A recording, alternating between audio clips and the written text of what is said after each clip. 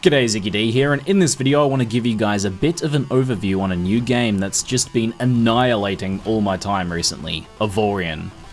I randomly found this game on Steam about a week ago and it looked fun and had good reviews, so I thought I'd give it a go. It was one of those kind of nights you're just like looking for a new game to play. Well, since then, I've put over 50 hours into it. I've been playing it non-stop on and off stream. It has been ridiculous. This is an early access game set to be finished next year and it's not perfect. I wanted to preface with that because this video is mostly going to be me raving about how good it is and all the cool things you can do in it. So let's jump right into that. Alright, so Avorion is a sandbox space game with somewhat action RPG style loot. Think Diablo and Path of Exile style rarity tiers and randomized stats and affixes. You can handcraft ships using a variety of different sizes and types of blocks, each of which contributes different things to your ships, from energy generation to shields to thrusters, engines, and armor. And then you can crew out your ship and equip it with weapons, mining and salvage lasers and more. The shipbuilding in this game is insane. You can easily find yourself spending hours upon hours building epic and intricate ships and adjusting their stats and handling with further modifications. And this drives the acquisition of credits and materials with which to build bigger and better ships and improve your existing ones. The overall goal of the game, and this is kind of a sandbox game, but the overall goal is to work your way towards the center of the galaxy, following a loose set of story missions, making friends with various factions, fighting pirates, aliens, and others I won't spoil. As you progress, you'll find different variants of materials to build your ships out of, and increasingly powerful weaponry and system components, but also more powerful enemies to face. This game gives you a ton of freedom in how you progress. You can build a cargo hauler and spend all of your time trading commodities from sector to sector in search of crazy profits. You can build a mining or salvage vessel to acquire materials, or you can build a fighter and hunt down pirates or even be a pirate yourself. And even crazier, you can actually build a fleet of ships and give them AI captains that you can command to mine, salvage, and fight for you. It's crazy the scope and scale of things you can potentially do in this game.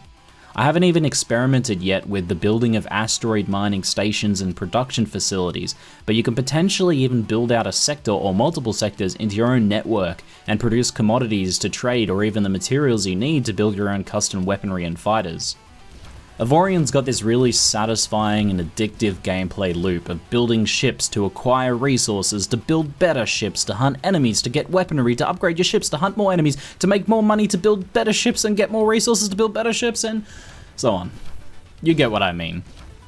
I've had tons of fun making friends with one faction and fighting their enemies as a privateer. I'll invade the enemy faction's sectors, dodging their security frigates while raiding their cargo vessels for parts and cargo, and then selling their cargo back at friendly stations to boost their economy, at a nice profit to myself, of course. It's like somewhat legal piracy. It's basically just another name for piracy. The devs have also really nailed that sense of progression, which as an action RPG player is super important.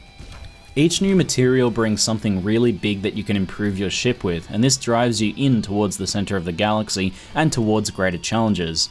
Titanium lets you build generators for energy you need for system upgrades and bigger engines. The next material, Naonite, lets you build shield generators so you no longer have to repair your ship after each fight. The next material, Trinium, lets you build fighter bays so you can have a swarm of fighters to either defend you, mine, or salvage automatically. And so on. Each material has different properties as well. Trinium is a mid-tier material, but it's the lightest of all of them, which is super important for affecting your thrust and maneuverability, while Ogonite has a much higher durability, but is also much heavier and will make your ship more sluggish as a result. And that's not even mentioning actual weaponry, which has super satisfying progression as well. Starting at chain guns, you start finding lasers, bolters, missile launchers, cannons, railguns, and more as you work inwards towards the center of the galaxy. Each of these weapons has different pros and cons, as well as rarity tiers of each, as well as randomized stats. There's enough here to keep you wanting to explode pirates, aliens, or even maybe turn to piracy yourself. The combat is kind of basic, but it really depends on how you build your ship. Floating Death Fortress or speedy strafing runs is up to you and your ship design. What keeps it really satisfying though is that the same way the ships are constructed block by block, so too can they be destroyed. You can blow off your enemies' engines and weaponry or destroy their generators, effectively hamstringing them. And it's so satisfying seeing loot pop out as you destroy them bit by bit till they eventually explode into wreckage, which could be salvaged for even more loot. I want to temper some of my enthusiasm a bit here with some words of warning though, so you know what you're getting yourself into. This game is so very addictive, but a few frustrations and unfinished elements can really kill some of these systems. It's often little things like no hotkeys for fighters, so you have to manually click to command each wing, but turns a really good system into a bit of a tedious one. Some economic elements are a bit unfinished, like missing parts of the supply chain, or derpy AI on mining ships that can sometimes cause them to crash into asteroids, losing all of their mining lasers in the process. What? What? Oh no. He just fucking crashed.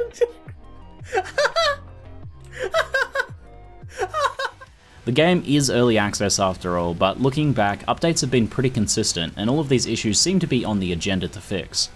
So, if minor frustrations in an otherwise very addictive and enjoyable game can throw you off, then it might be worth waiting until the final product next year. There's so much to this game to talk about, but I'll cut it there for this brief overview. If you guys are interested, I'll consider doing some guides to some of the cooler systems or gameplay elements. Just let me know in the comments below. I've been streaming this game a ton as well, so if you want to see some more action, pop on over to my Twitch channel linked in the description below. That's it for now, I'm ZiggyD, and thanks for watching. Someone that's actually faster than me? Not with my afterburners on.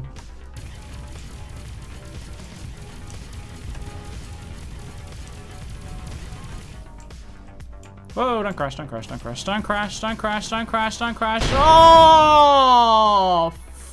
Fuck.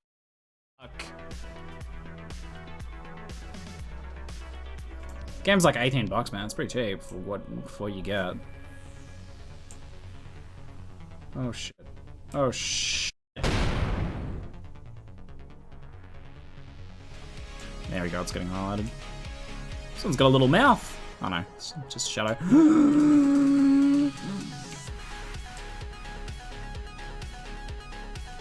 Oh. Oh. Oh. Oh.